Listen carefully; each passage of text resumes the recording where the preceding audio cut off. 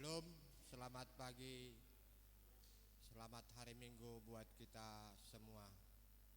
Sebelum kita memulai ibadah kita, mari kita dengarkan warta Minggu tanggal 19 Desember 2024.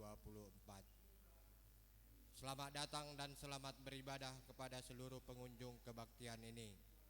Kami juga menyambut dengan sukacita kepada Bapak Ibu Saudari-saudari yang baru pertama kali mengikuti ibadah di GKI Pamanukan.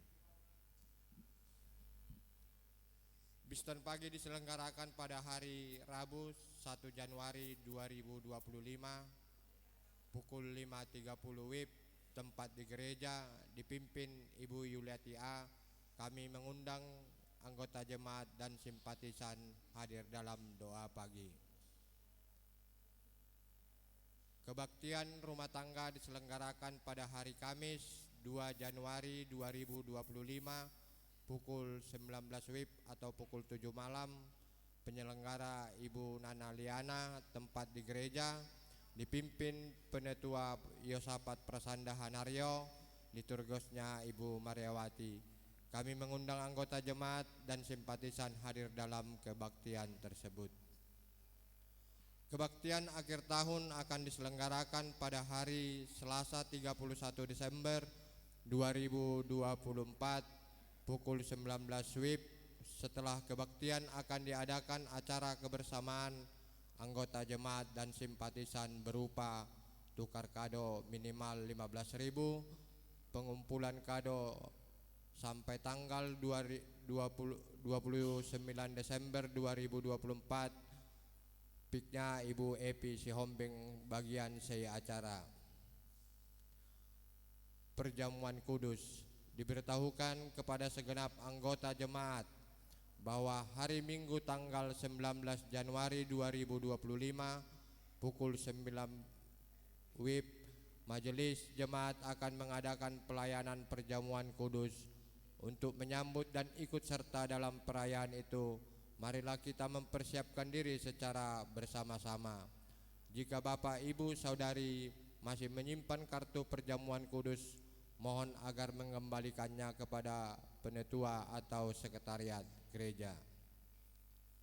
Anggaran Natal persembahan Natal 2024 diberitahukan kepada anggota jemaat dan simpatisan. Anggaran Natal 2024 ditentukan sebesar 16 juta rupiah. Persembahan yang sudah masuk 17.870.000 rupiah.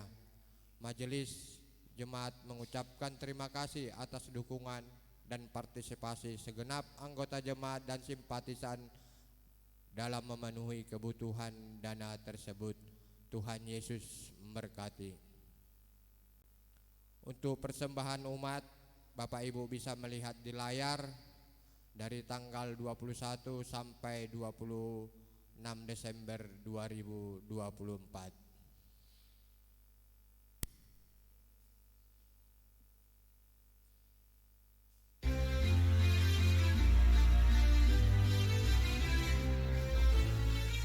Salam sejahtera bagi saudara sekalian, para anggota dan simpatisan GKI yang dikasihi oleh Tuhan. Atas pertolongan Allah, kita dapat menjalani tahun 2024 dengan segala dinamikanya. Tahun 2024 merupakan tahun politik karena ada pemilu untuk memilih presiden dan wakil presiden, para anggota legislatif, dan para kepala daerah. Kita bersyukur semua proses boleh berlangsung dengan relatif aman. Kita perlu mendoakan agar para pemimpin dan para wakil rakyat yang terpilih dapat melakukan tugas dan tanggung jawab mereka dengan baik. Di dalam sidang raya PGI di Rantepao, Toraja Utara, Sulawesi Selatan pada bulan November tahun ini telah terpilih Majelis Pekerja Harian PGI yang baru dengan Pendeta Jack Levin Manuputi sebagai Ketua Umum dan Pendeta Darwin Darmawan sebagai Sekretaris Umum. Pendeta Darwin Darmawan adalah pendeta GKI dan menjadi tenaga utusan Gerejawi GKI di PGI dengan status pendeta tugas khusus Sinode GKI. Kita bersyukur atas kepercayaan dan kesempatan ini.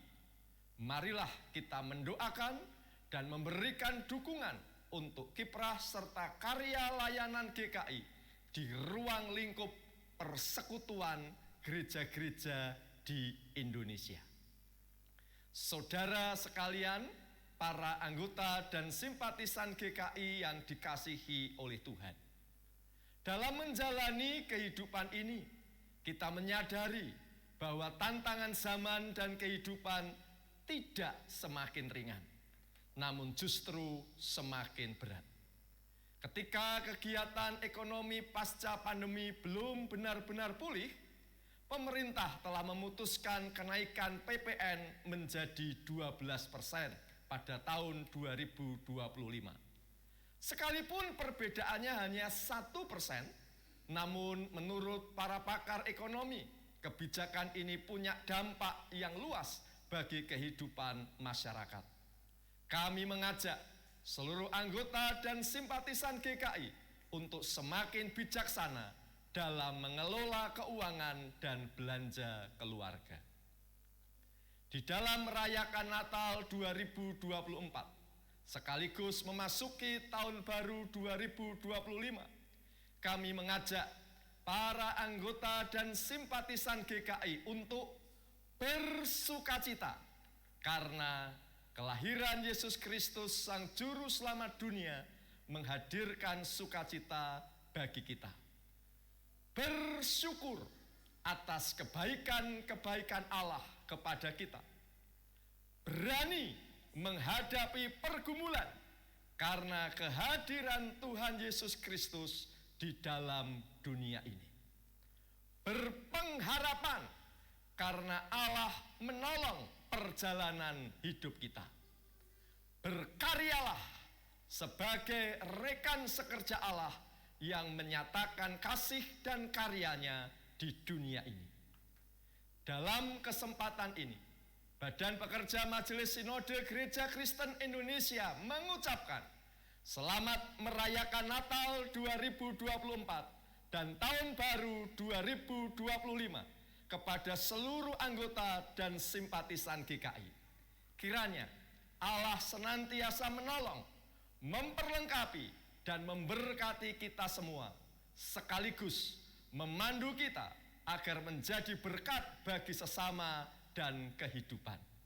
Segala kemuliaan hanya bagi Allah Bapa, Anak, dan Roh Kudus.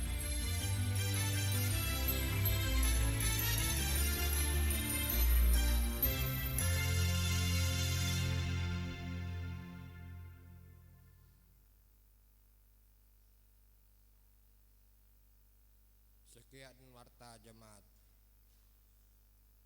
Selamat Natal bagi kita semua. Yesus Kristus telah lahir di dunia dan Ia pun lahir di kehidupan kita. Mazmur 122 ayat 1 menyatakan, Aku bersukacita ketika dikatakan kepadaku, mari kita pergi ke rumah Tuhan. Layaknya para gembala yang datang ke kandang domba untuk melihat bayi Yesus. Mari kita datang untuk menjumpai Kristus dengan puji-pujian. Bapak Ibu, kami undang bangkit berdiri. Kita menyanyikan dari NKB 63 baik yang pertama hingga yang ketiga. Mari gembala ke kandang.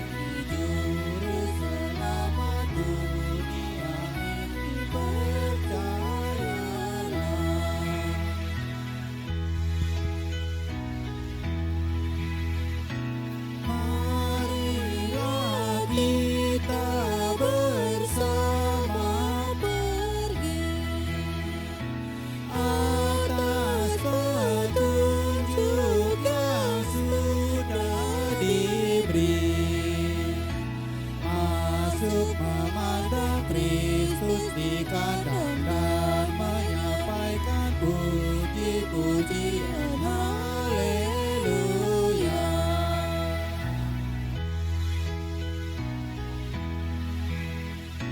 Sungguh tertunjuk malaikat benar, inilah dia penghibur besar yang menyampaikan terang perdamaian bagi penghuni seluruh bumi selamanya.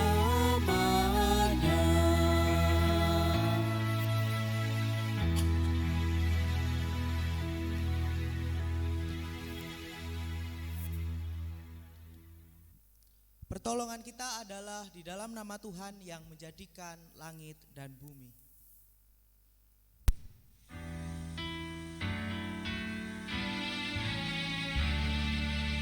Amin,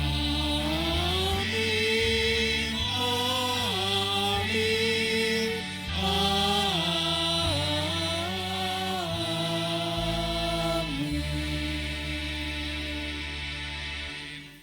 Tuhan beserta saudara dan saudari. Dan beserta saudara juga.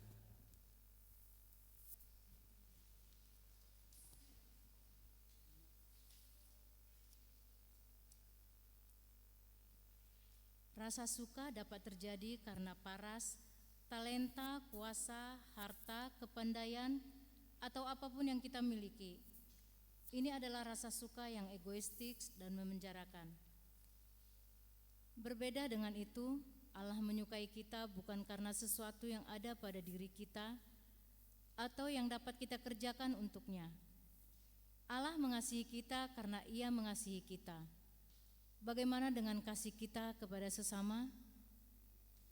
Kalau kita jujur, kita harus mengatakan bahwa kita cenderung menyukai orang karena kebaikan-kebaikan yang diperbuat kepada kita. Atau kita juga melakukan kebaikan-kebaikan demi disukai sesama dan Tuhan. Mari kita datang kepada Tuhan dan merenungkannya.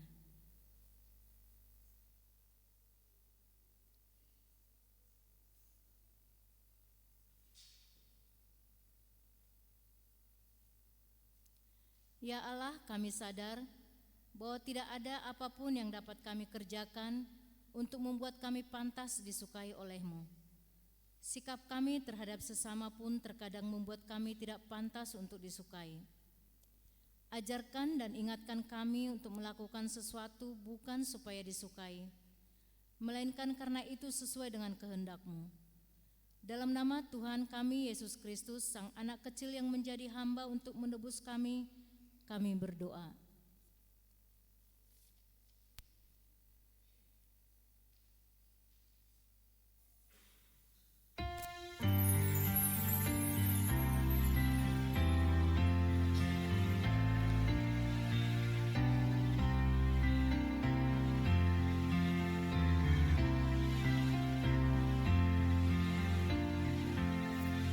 Anak kecil yang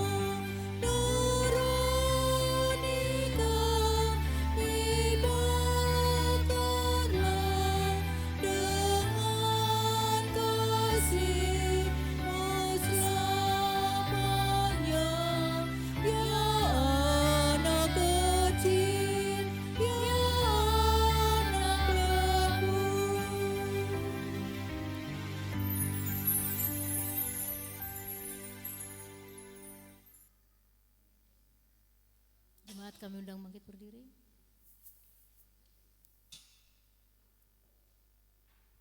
Bagi setiap kita yang telah mengaku dosa di hadapan Allah, Allah yang Maha Pengampun telah mengampuninya.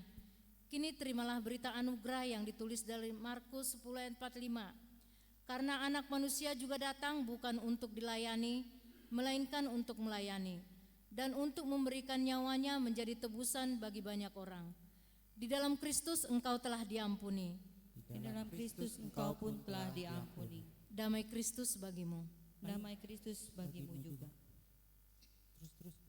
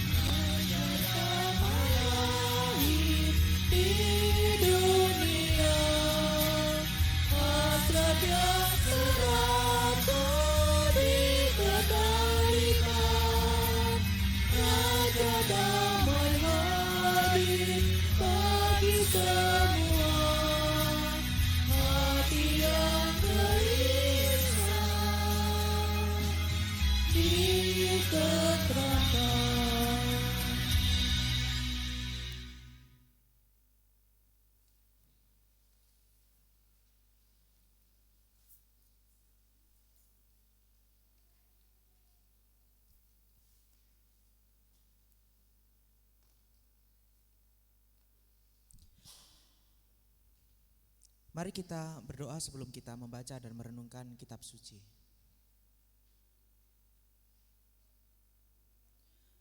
Ya Tuhan, begitu banyak kemurahan dan juga kebaikan Tuhan di dalam kehidupan kami. Kami percaya suka, duka, hujan, panas, semua keadaan pasti membawa kebaikan bagi kami. Kami juga bersyukur karena pada pagi hari ini kami bukan hanya dapat berjumpa dengan saudara, rekan, keluarga yang terkasih, tetapi ketika kami dapat merespon panggilan Tuhan dengan bersekutu bersama pada saat ini. Dan dengan penuh syukur juga kami akan membaca dan merenungkan kitab suci. Roh Kudus, tolonglah pimpin setiap kami, bimbinglah kami ini, supaya secara pribadi kami dapat mendengar dan mengalami perjumpaan dengan Kristus, sehingga setiap kami pribadi lepas pribadi diperbaharui seturut dengan kehendak Tuhan. Di dalam nama Tuhan Yesus Kristus Sang Firman Allah yang hidup kami berdoa. Amin.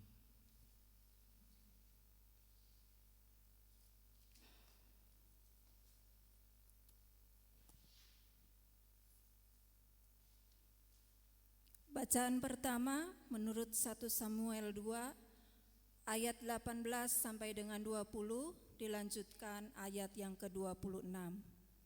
Bacaan pertama menurut 1 Samuel 2 ayat 18 sampai dengan 20, dilanjutkan dengan ayat yang ke-26.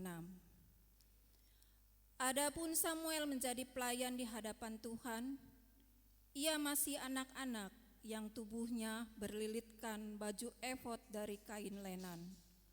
Setiap tahunnya ibunya membuatkan dia jubah kecil dan membawa jubah itu kepadanya.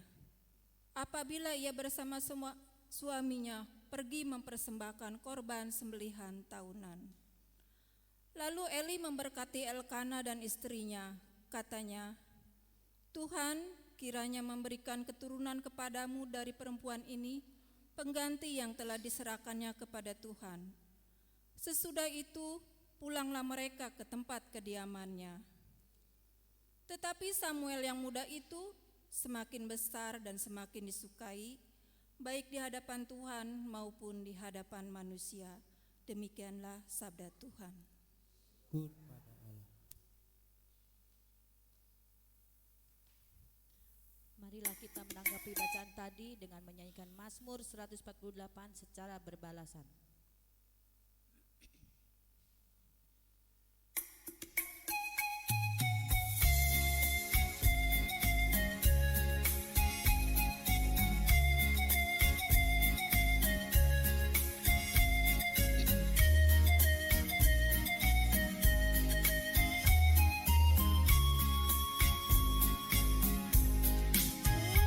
Semuanya memuji Tuhan, sebab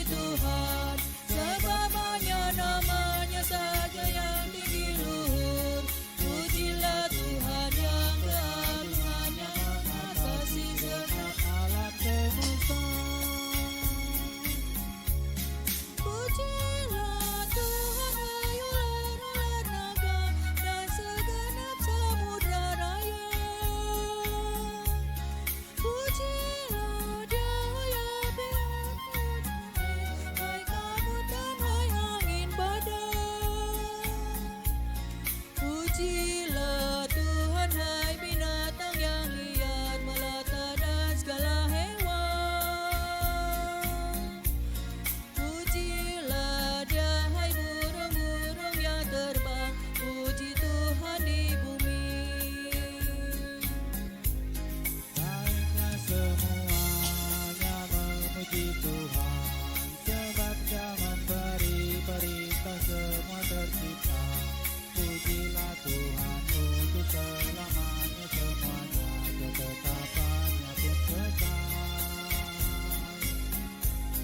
Biarlah semuanya memuji Tuhan, sebab hanya namanya saja yang tinggi luhur.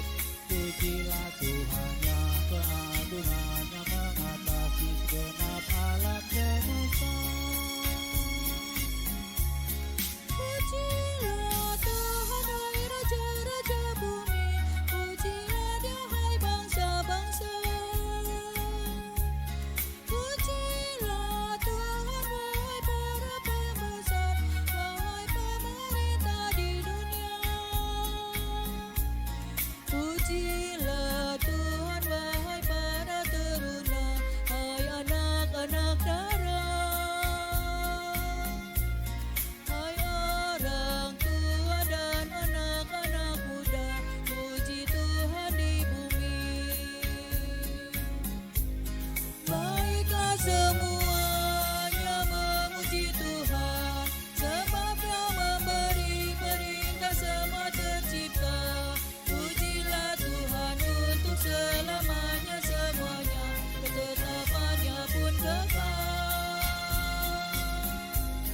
Biarlah semuanya memuji Tuhan, sebab hanya namanya saja yang tinggi luhur. Pujilah Tuhan yang keagungannya mengatasi segenap alam semesta.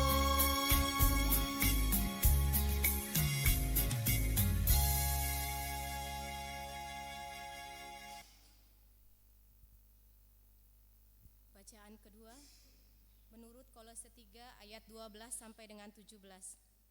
Sekali lagi bacaan kedua menurut Kolose 3 ayat 12 sampai dengan 17. Karena itu, sebagai orang-orang pilihan Allah yang dikuduskan dan dikasihinya, kenakanlah belas kasihan, kemurahan, kerendahan hati, kelemah lembutan, dan kesabaran.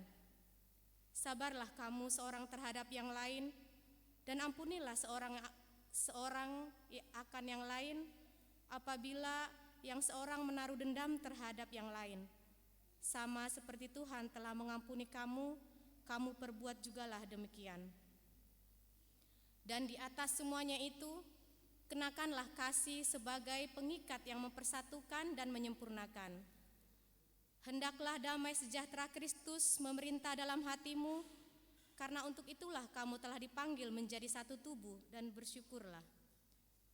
Hendaklah perkataan Kristus diam dengan segala kekayaannya di antara kamu, sehingga kamu dengan segala hikmat mengajar dan menegur seorang akan yang lain, dan sambil menyanyikan mazmur dan puji-pujian dan nyanyian rohani, kamu mengucap syukur kepada Allah di dalam hatimu.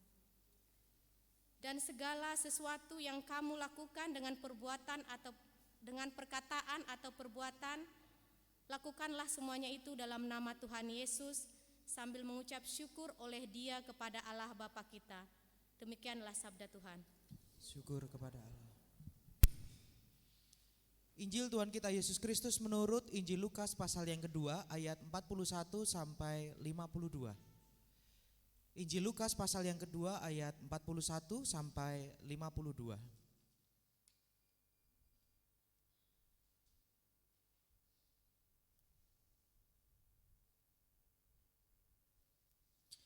Tiap-tiap tahun orang tua Yesus pergi ke Yerusalem untuk merayakan Paskah. Ketika Yesus telah berumur 12 tahun, pergilah mereka ke Yerusalem seperti yang lazim pada perayaan itu. Ketika hari-hari itu berakhir, sementara mereka berjalan pulang, tinggallah Yesus. Anak itu di Yerusalem tanpa diketahui orang tuanya. karena mereka menyangka bahwa ia ada di antara orang-orang seperjalanan mereka. Berjalanlah mereka sehari seperjalanan jauhnya, lalu mencari dia di antara kaum keluarga dan kenalan mereka. Karena mereka tidak menemukan dia, kembalilah mereka ke Yerusalem sambil terus mencari dia. Sesudah 3 hari, mereka menemukan dia dalam bait Allah. Ia sedang duduk di tengah-tengah para guru agama sambil mendengarkan mereka dan mengajukan pertanyaan-pertanyaan kepada mereka. Semua orang yang mendengar dia sangat heran akan kecerdasannya dan jawaban-jawaban yang diberikannya. Ketika orang tuanya melihat dia, tercenganglah mereka. Lalu kata ibunya, "Nak, mengapa engkau berbuat demikian terhadap kami? Lihat, bapakmu dan aku dengan cemas mencari engkau." Jawabnya kepada mereka, "Mengapa kamu mencari aku? Tidakkah kamu tahu bahwa aku harus berada di dalam rumah bapakku?" Namun mereka tidak mengerti apa yang dikatakannya kepada mereka. Lalu ia pun pulang bersama dengan mereka ke Nazaret dan tetap hidup dalam asuhan mereka. Ibunya pun menyimpan semua hal itu di dalam hatinya. Yesus makin dewasa dan bertambah hikmatnya dan makin dikasihi oleh Allah dan manusia. Demikianlah Injil Yesus Kristus, bahagialah kita semua yang mendengarkan firman Tuhan dan yang memeliharanya. Haleluya. Haleluya, haleluya, haleluya, haleluya, haleluya, haleluya, haleluya, haleluya.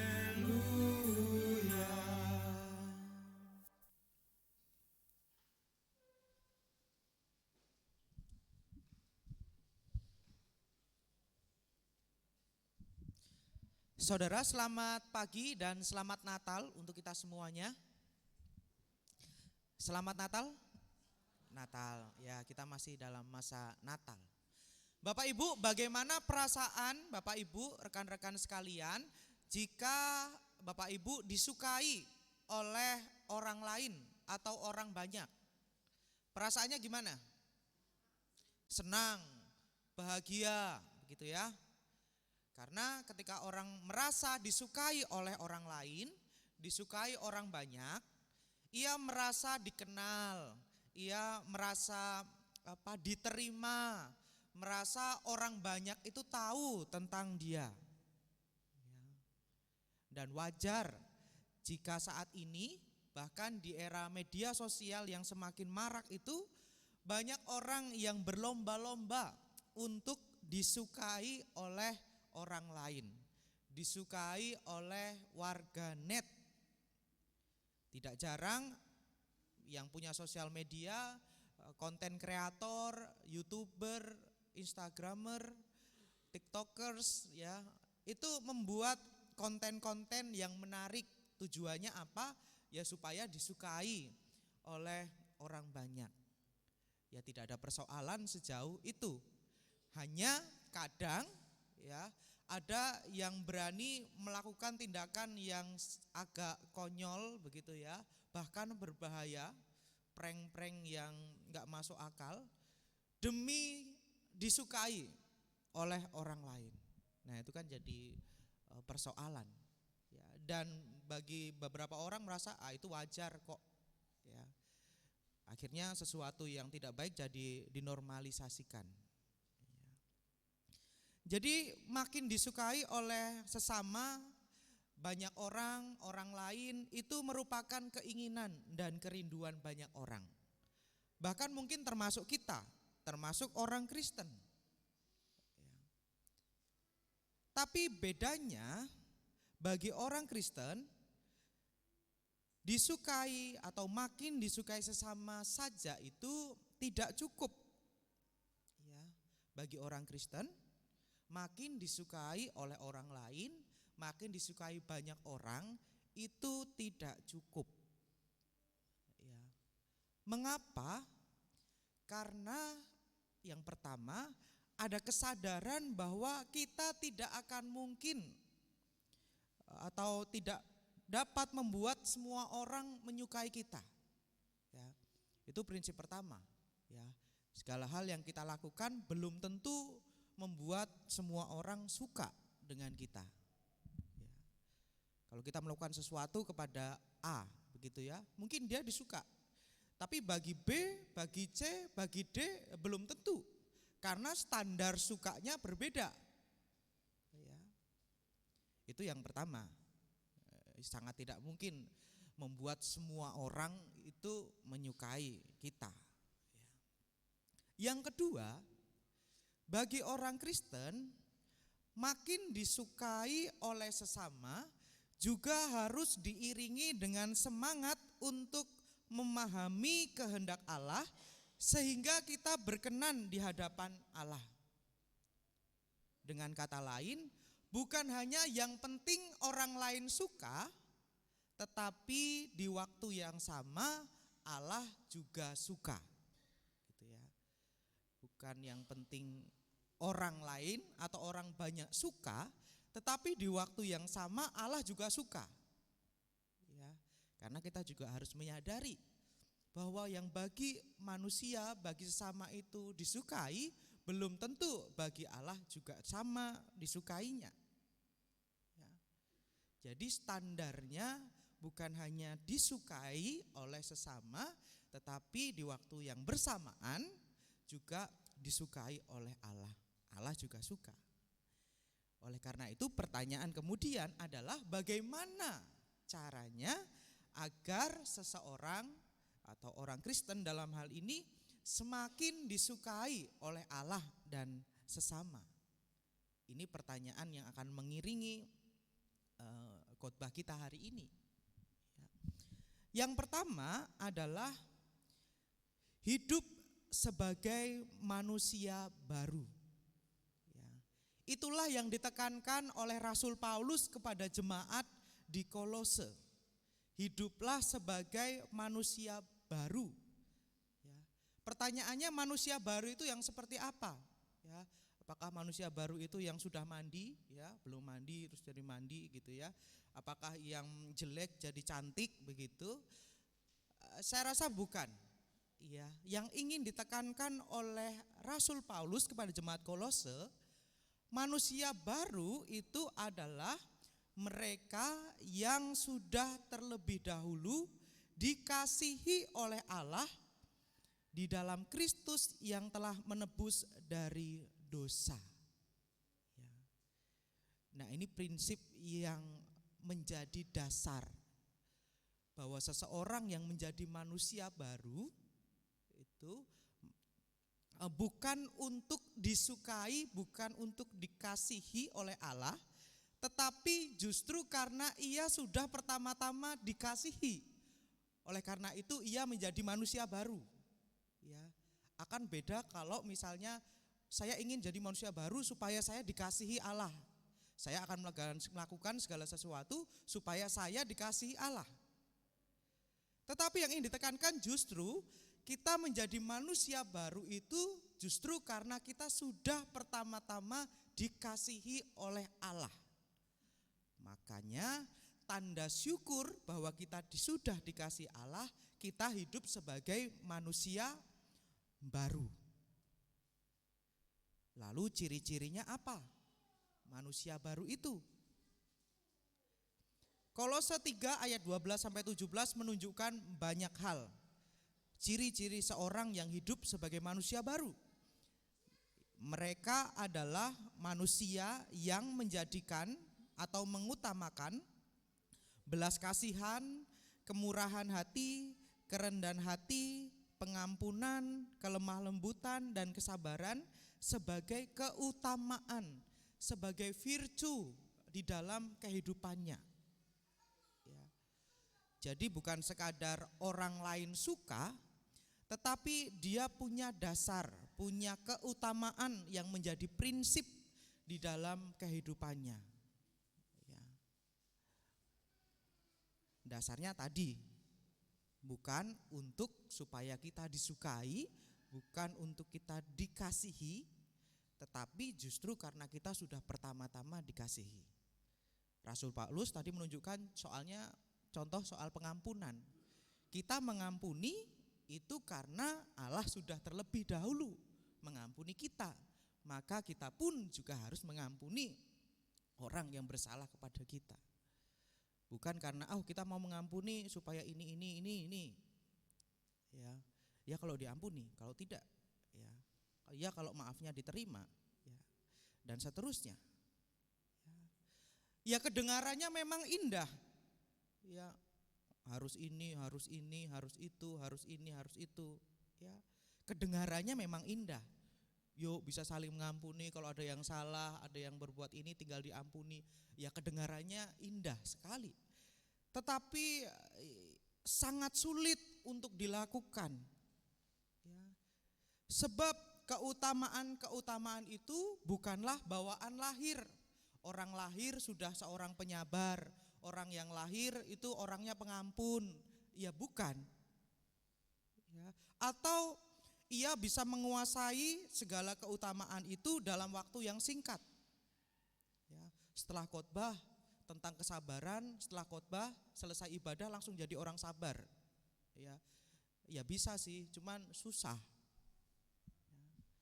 Saya jadi ingat kisah seorang pendeta dan juga seorang remaja Kristen. Ya. Suatu hari ada orang tua yang datang kepada pendetanya. Ia datang, ia mengeluhkan sikap anaknya yang tidak sabaran, suka marah-marah, malas berdoa, malas ke gereja dan seterusnya. Anak saya ini malas, nakal, suka marah-marah, gak sabaran Pak. Tolong anak saya didoakan, dikhotbahin atau disilakanlah diapain. Siapa tahu setelah itu anak saya bisa berubah. Oke, baik kalau begitu. Maka pendeta ini manggillah si anak ini. Dengan bahasa yang muter-muter, nggak langsung kan. Nah, pendeta itu kan ngomongnya sana-sana sebelum tutup poin, ya.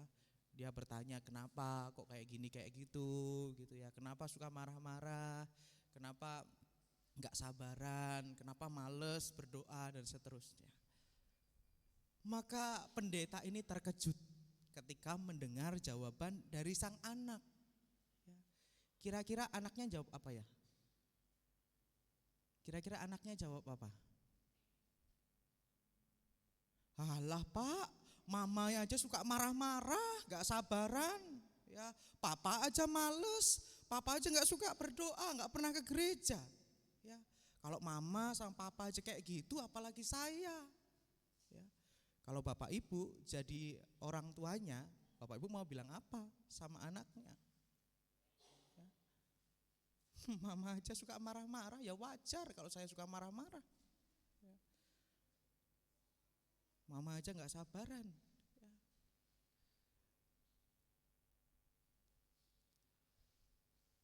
Ini masuk ke cara yang kedua, yaitu jadikanlah keluarga sebagai tempat pertama di mana nilai keutamaan tadi itu dibentuk dan dibangun. Kisah seorang pendeta dan seorang remaja tadi menunjukkan bahwa salah satu faktor yang mempengaruhi tumbuhnya keutamaan di dalam hidup seorang anak ya karena didikan, bukan dadakan. Didikan bukan dadakan. Keluarga adalah tempat di mana seorang anak belajar tentang membangun relasi yang baik dan benar dengan Allah. Belajar tentang membangun relasi yang baik dan benar dengan sesama. Di dalam keluarga, seorang anak belajar tentang rasa syukur, belajar tentang kesabaran, belajar tentang kelemah lembutan, belajar tentang pengampunan. Bagaimana anak bisa belajar mengampuni? Ya, belajar meminta maaf kalau orang tuanya juga nggak pernah mengajari untuk minta maaf duluan.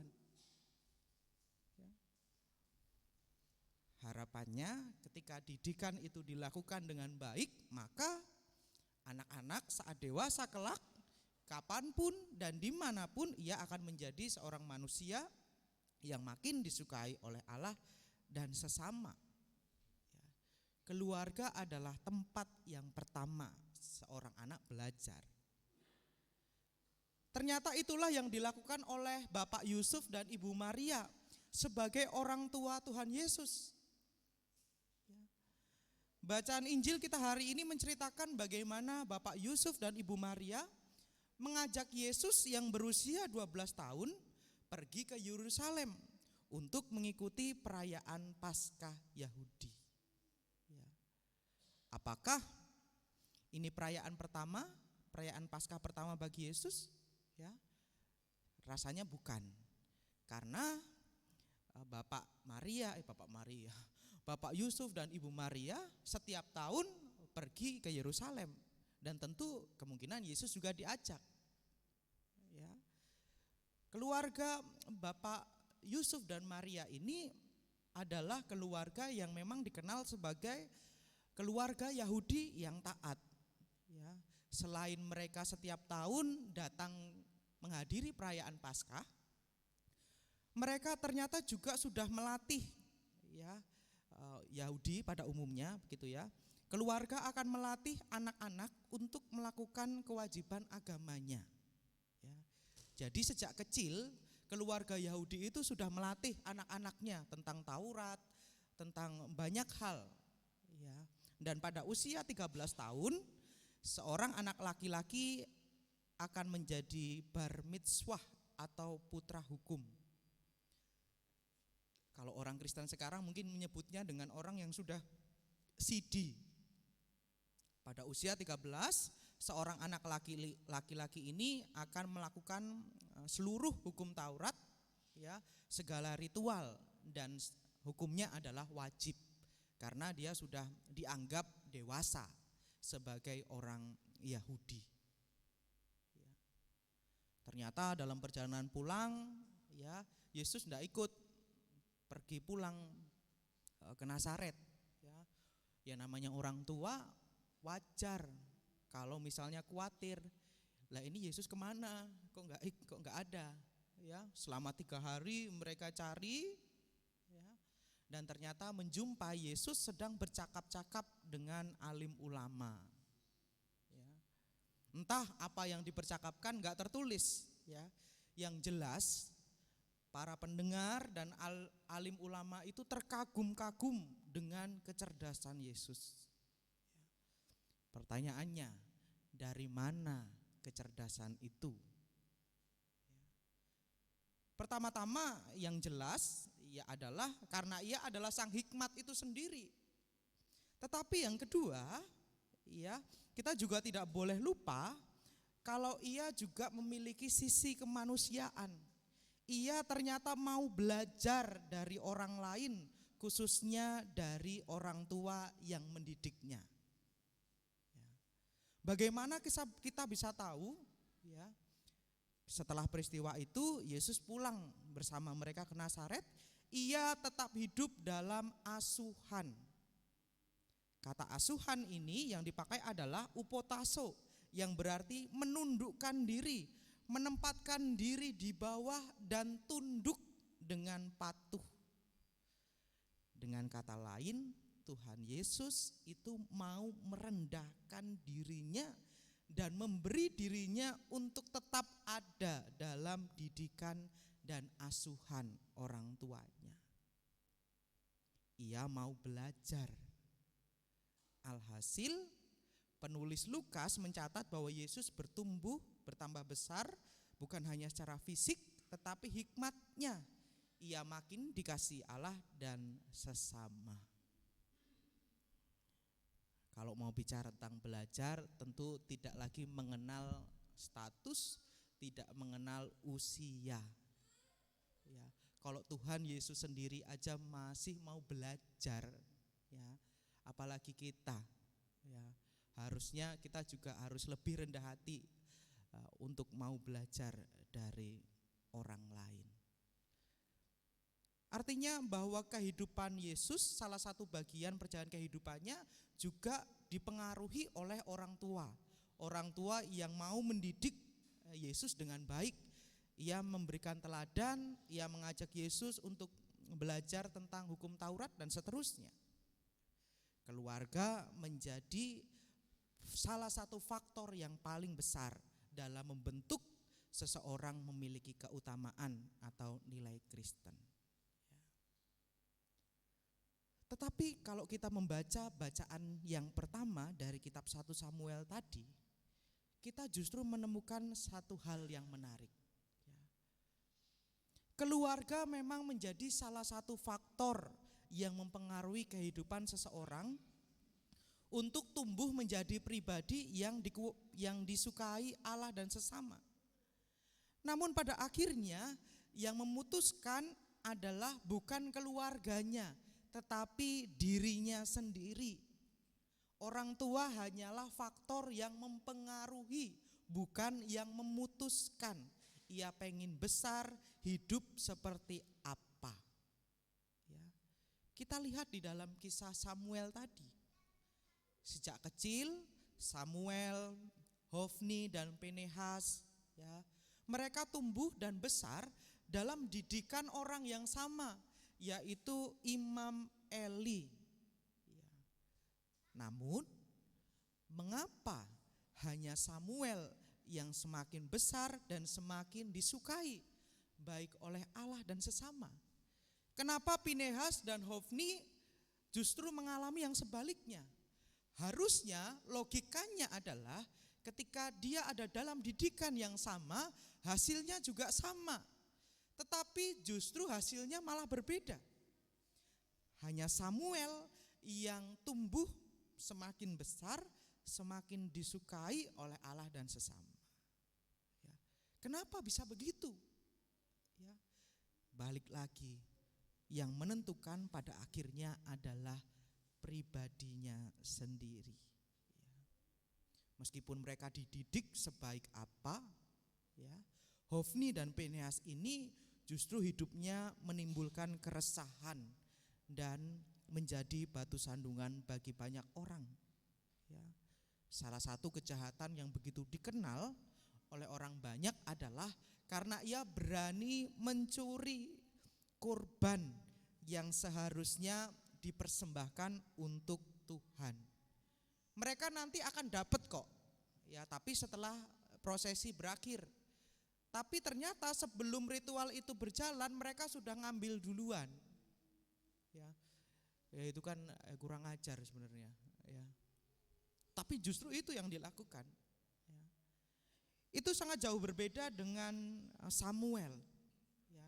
Meskipun ia punya kesempatan untuk melakukan hal yang sama, tapi ia tetap memilih untuk patuh terhadap didikan Imam Eli.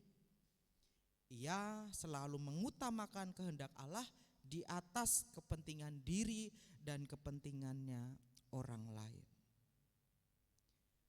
Jadi kalau orang Kristen ingin hidupnya makin disukai oleh Allah dan sesama, melalui bacaan kita hari ini setidaknya ada 3 hal yang bisa dilakukan. Yang pertama, hiduplah sebagai manusia baru. Yang kedua, jadikanlah keluarga sebagai tempat pertama di mana nilai-nilai Kristen dibangun dan dibentuk. Dan yang ketiga adalah milikilah komitmen yang besar untuk taat kepada kehendak Allah, bukan yang penting orang lain suka. Tuhan Yesus memberkati. Amin.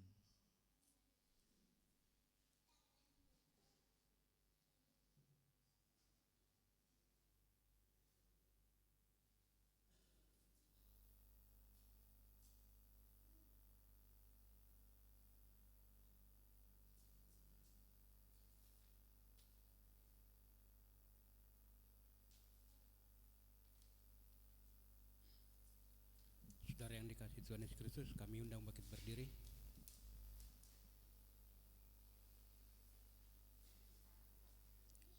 Marilah kita bersama dengan umat Allah di masa lalu, masa kini, dan masa depan mengingat janji baptisan kita dengan mengikrarkan pengakuan iman rasuli yang kita ucapkan demikian. Aku percaya kepada Allah, Bapa yang Maha Kuasa, Khalik langit dan bumi, dan kepada Yesus Kristus, anaknya yang tunggal Tuhan kita, yang dikandung dari Roh Kudus, lahir dari Maria, yang menderita sengsara di bawah pemerintah Pontius Pilatus, disalibkan, mati dan dikuburkan, turun ke dalam kerajaan Allah. Pada hari yang ketiga, bangkit pula dari antara orang mati, naik ke surga, duduk sebelah kanan Allah, Bapa yang Maha Kuasa, dan di sana sana ia yang akan datang untuk menghakimi orang yang hidup dan yang mati. Aku percaya kepada kudus, gereja yang kudus dan am, persekutuan orang kudus, pengampunan dosa, kebangkitan orang mati, dan hidup yang kekal. Amin. Amin. Silakan duduk kembali.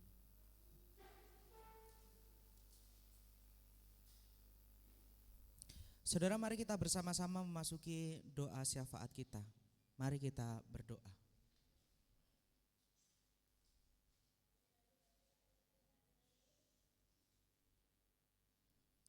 Ya Tuhan, kami sungguh bersyukur untuk sabda kitab suci yang boleh kami baca dan juga kami renungkan ini. Ya Tuhan, ajarlah kami untuk terus bertumbuh semakin disukai Tuhan dan juga sesama. Tentu dengan segala hal yang bisa kami lakukan. Namun ajarlah kami juga dengan penuh hikmat supaya segala hal yang kami lakukan itu bukan hanya karena orang lain suka atau karena saya suka, tetapi yang pertama juga karena Allah atau seturut dengan kehendak Allah.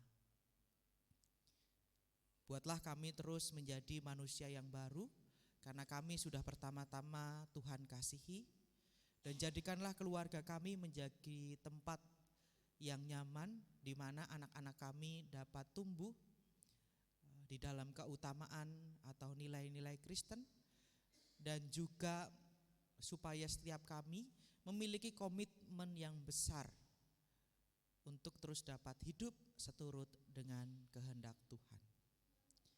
Ya Allah, pada saat ini kami juga hendak menyatakan doa syafaat kami, seruan dan permohonan kami. Ya Allah, kami berdoa bagi bangsa dan negara kami, khususnya bagi bangsa dan negara kami yang saat ini ada dalam bayang-bayang kegelisahan karena bencana alam atau bayang-bayang resesi ekonomi dan global. Ya Tuhan, memang kami tidak tahu apa yang akan terjadi esok hari, masa depan, tahun depan. Tetapi yang kami tahu bahwa apapun yang terjadi esok, kami tidak berjalan sendiri, tidak berjuang sendiri, tetapi bersama dengan Tuhan yang turut berjalan dengan kami. Tuhan yang dapat menambahkan hikmat kepada kami, sehingga kami dapat bijaksana dalam mengelola segala sesuatu, pengelolaan uang dan pengelolaan segala hal yang diperlukan, sehingga semua itu bisa membawa kebaikan bagi kami. Ya Tuhan, kami juga berdoa bagi gereja Tuhan di GKI Pamanukan ini. Tuhan, terima kasih bahwa Tuhan terus menuntun gereja Tuhan pada saat ini. Tentu kami menyadari ada banyak hal yang perlu dikerjakan bersama-sama. Biarlah Tuhan yang mempersatukan kami, mengikat kami dengan kasih, sehingga kami dapat berjalan bersama di dalam cinta kasih Tuhan yang menghadirkan kedamaian, bukan hanya di dalam gereja ini, tetapi juga dimanapun kami berada. Ya Tuhan, kami juga berdoa bagi saudara-saudara kami yang saat ini sedang sakit atau menjalani proses pemulihan. Kami berdoa bagi Bapak Yohanes Walanda, Bapak Daniel Siahaan, Ibu Yuliana, Joel, Ibu Sundari, Ibu Rahel Mariana, atau seluruh anggota jemaat yang mungkin tidak dapat kami sebutkan satu persatu pada saat ini. Tuhan, biarlah apapun yang saat ini mereka rasakan, betapa khawatir dan takut yang mereka pikirkan, bahkan seberapa sakit yang saat ini mereka rasakan, biarlah mereka terus dapat merasakan kekuatan dan juga pengharapan dari Tuhan, khususnya melalui segala hal yang boleh diusahakan, entah melalui obat-obatan, terapi, atau bahkan melalui operasi yang dilakukan. Kami percaya Tuhan terus bekerja membawa kebaikan melalui para dokter atau melalui para keluarga yang mendampinginya. Biarlah semua itu menjadi cara Tuhan menyatakan pemulihan bagi mereka. Terima kasih Tuhan, inilah doa kami yang kami nyatakan di dalam nama Tuhan Yesus Kristus yang telah mengajar kami berdoa demikian. Bapa kami yang di surga, dikuduskanlah namamu, datanglah kerajaanmu, jadilah kehendakmu di bumi seperti di surga. Berikanlah kami pada hari ini makanan kami yang secukupnya. Ampunilah kami akan kesalahan kami, seperti kami juga mengampuni orang yang bersalah kepada kami. Dan janganlah bawa kami ke dalam pencobaan, tapi lepaskanlah kami dari yang jahat, karena Engkaulah yang punya kerajaan dan kuasa dan kemuliaan sampai selama-lamanya. Amin.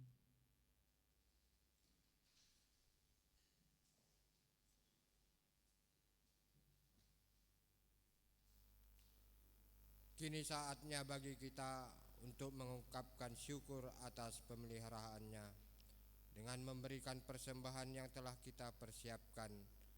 Kita mendasari ungkapan syukur dengan mengingat firman Tuhan dalam 2 Korintus 9 ayat 7. Hendaklah masing-masing memberi menurut kerelaan hatinya, jangan dengan sedih hati atau karena paksaan, sebab Allah mengasihi orang yang memberi dengan sukacita. Sambil kantong persembahan diedarkan, kita menyanyikan dari KJ 125 baik pertama hingga yang ketiga, lahir Kristus di dunia.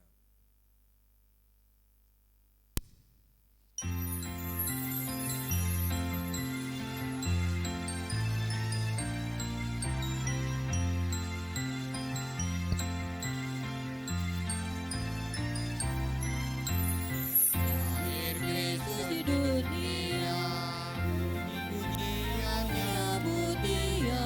Lahir Kristus di dunia, puji Tuhan, haleluya. Janji lama telah genap, sabda Nabi pada masa lampau. Janji lama telah genap, zaman baru cerah tetap. Lahir Kristus di dunia, bunyi-bunyian menyambut Dia. Lahir Kristus di dunia, puji Tuhan, haleluya. Tercermin pada wajahnya, kasih karunia ilahi. Tercermin pada wajahnya, kemuliaan Bapanya. Lahir Kristus di dunia, bunyi-bunyian menyambut Dia. Lahir Kristus di dunia, puji Tuhan, haleluya.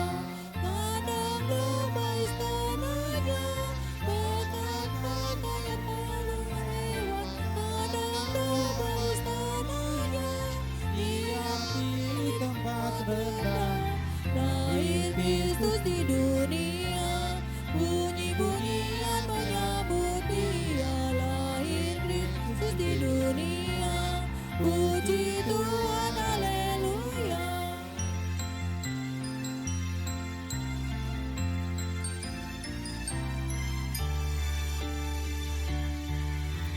Lahir Kristus di dunia, bunyi-bunyian menyambut Dia. Lahir Kristus di dunia, puji Tuhan, haleluya. Mari kita bawa persembahan ini di dalam doa. Kami mengucap syukur ya Allah atas setiap pemberian dan penyertaan-Mu. Kini kami membawa ungkapan syukur kepadamu. Pakailah persembahan ini menjadi alat untuk mewujudkan dan menyatakan cinta kasih-Mu bagi dunia ini. Dalam nama Tuhan Yesus Sang Cinta itu kami berdoa. Amin.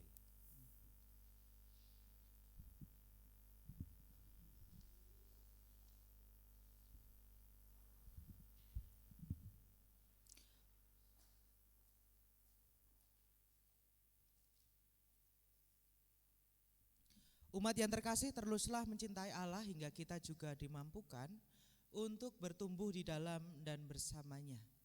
Dan kehadiran kita berdampak bagi sesama serta memuliakan Tuhan Allah.